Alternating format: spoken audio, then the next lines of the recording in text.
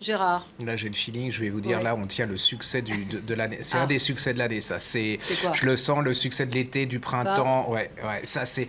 Alors, attendez, les enfants. Les derniers jours de Rabbit Haze. Alors, déjà, il y a 2 conseils. Hein, je crois que j'ai jamais autant... Mais j'ai pleuré. J'ai jamais autant pleuré en lisant un livre. Mais même moi aussi, ça me fait du mal, ça me fait du bien au niveau lacrymal. Mais en plus, je vais vous expliquer. Alors, déjà, un conseil...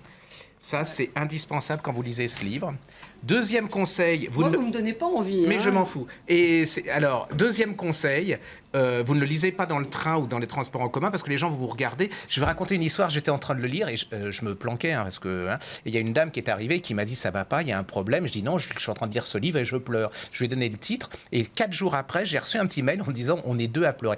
Alors, je vous dis, enfin pleurer, ça me donne pas envie. Mais en fait, c'est une histoire, c'est bonheur mode d'emploi. On est en Irlande. Déjà, c'est pas, vous savez, c'est pas partout. C'est l'Irlande, les gens et tout. Alors, c'est vrai que alors là, je vais encore vous tuer encore un peu plus. C'est l'histoire d'une jeune femme. Elle a 22 ans.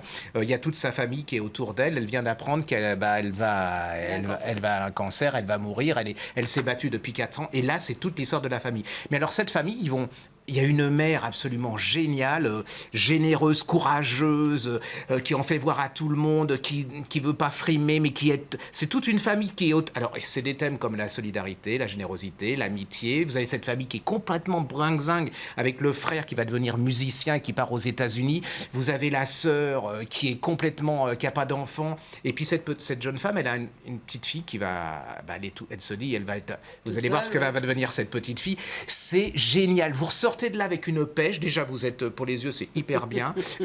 Non, mais c'est bonheur mode d'emploi. C'est-à-dire que ça vous réapprend à écouter les autres, à être solidaire aux autres, à les aider, à les écouter. Vous l'avez lu, Lydie?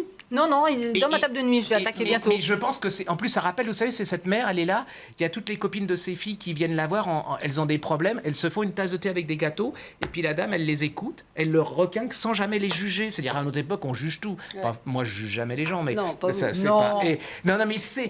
Voilà, votre réaction, c'est ce que j'ai... Voilà. Mais alors, toutes les filles, et même les garçons de la boutique l'ont lu, alors les mecs, ils se planquent un peu pour pleurer, mais tout le monde a adoré ce bouquin. J'en ai mis...